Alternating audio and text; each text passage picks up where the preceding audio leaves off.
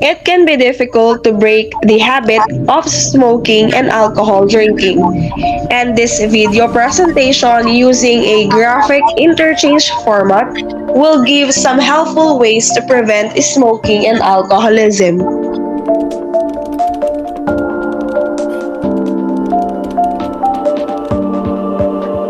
According to the World Health Organization, almost 6 million people die from tobacco use and 2.5 million from harmful use of alcohol each year worldwide. Generally, men tend to use all tobacco products and alcohol at higher rates than women. This picture shows the symptoms and effect of alcoholism to the human body. Drinking too much alcohol can weaken your immune system, making your body a much easier target for disease. Chronic drinkers are more liable to contract diseases like pneumonia and tuberculosis than people who do not drink too much. Drinking a lot on a single occasion slows your body's ability to ward off infections, even up to 24 hours after getting drunk. We have two different types of lungs, the healthy lungs and the smoker lungs. She is Terry Hall. At the age of 40, Terry was diagnosed with oral cancer, and later that same year with throat cancer. Doctors informed her that they would need to remove her larynx. It was then that she quit smoking for good. Terry spoke with the aid of an artificial voice box that was inserted in her throat. She continued to battle cancer with a strong positive spirit. Terry died in September 2013 from smoking-related cancer. She was 53. So, if you want to live a healthy and happy life, you should stop smoking and drinking alcohol. And by that, these are the 15 ways to prevent alcoholism and smoking. First, we should learn how to say no. This is also a way to prevent smoking and drinking. We all know that this habit is mostly done with friends and family.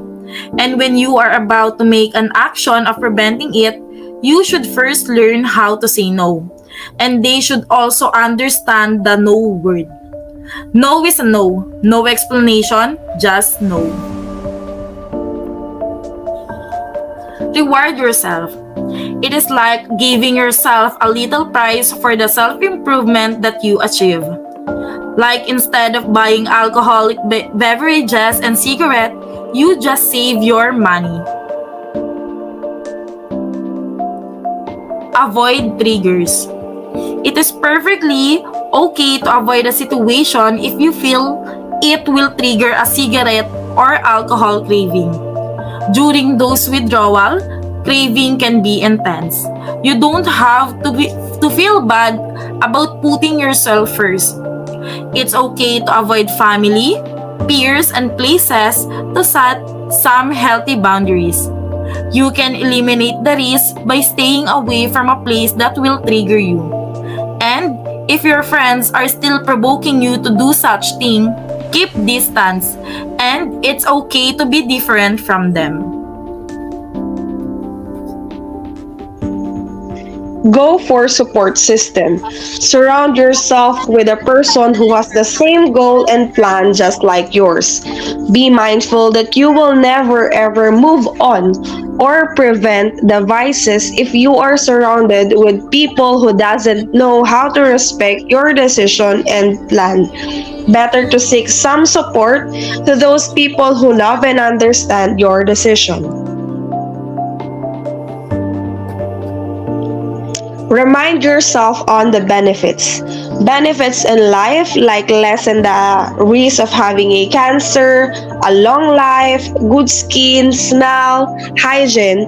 Benefits also to those people who surrounds you, like ideal peers with so much passion on work, study, and benefits in health and wellness.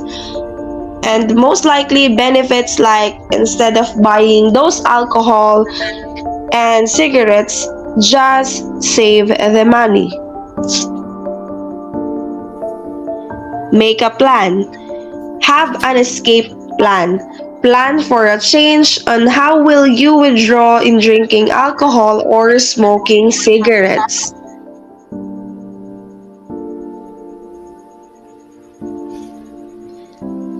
Abstinence.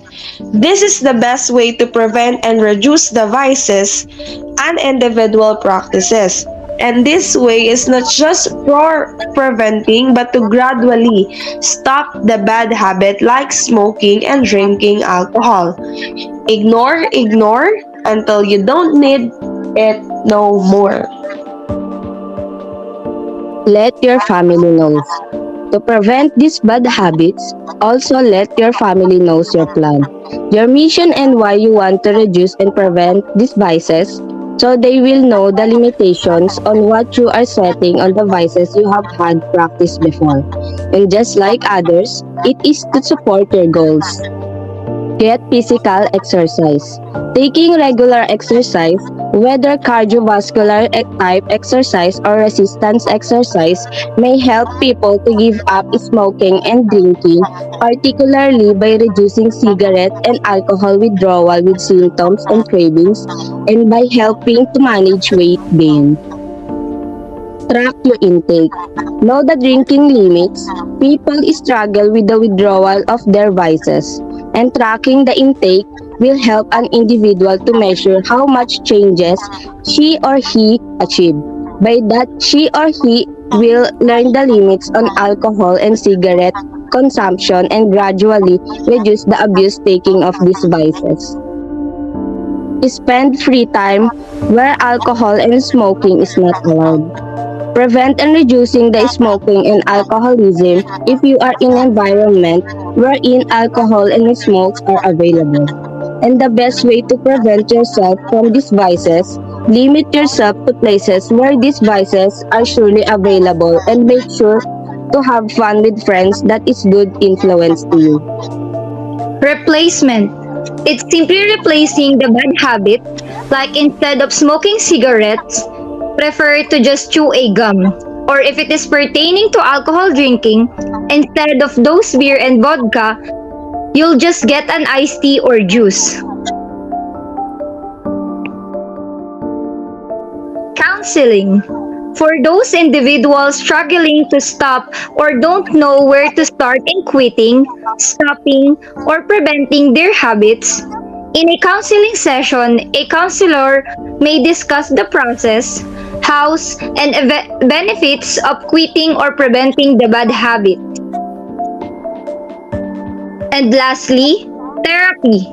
In every bad habits of an individual, eventually smoking and alcoholism can be worsened, and the therapy will help them find activities that may prevent and reduce an individual from this habit. Thank you for watching this video. I hope you learned something.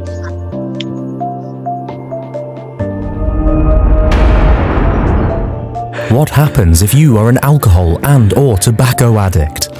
Alcohol. Alcohol is a powerful drug. It contains ethanol, the most common type of alcohol that helps to reduce tension and inhibition in a person. It works by dilating small blood vessels near the skin, hence causing the person to become red, warm, and feel comfortable. Initially, the alcohol affects the brain's motor center, cerebellum, and the medulla oblongata, resulting in the person's poor coordination and balance, sluggish reflexes, change in behavior and loss of memory, slurring of speech, increased rate of heartbeat, and breathing. Large amounts of alcohol can even lead to coma or death. Long-term effects for the alcohol addicts include malnutrition and damage to heart muscles, stomach disorders like ulcers and gastritis. The liver is not able to detoxify blood or process nutrients due to liver cirrhosis. Other medicines interact negatively with alcohol, so any side medication can be harmful. Social and personal problems in life are likely to happen due to the addiction. Tobacco. Tobacco smoking is habit-forming. The smoke drawn into the lung consists of nicotine, carbon monoxide, tar, and other harmful substances. This is why there is a strong link between the act of smoking and respiratory diseases.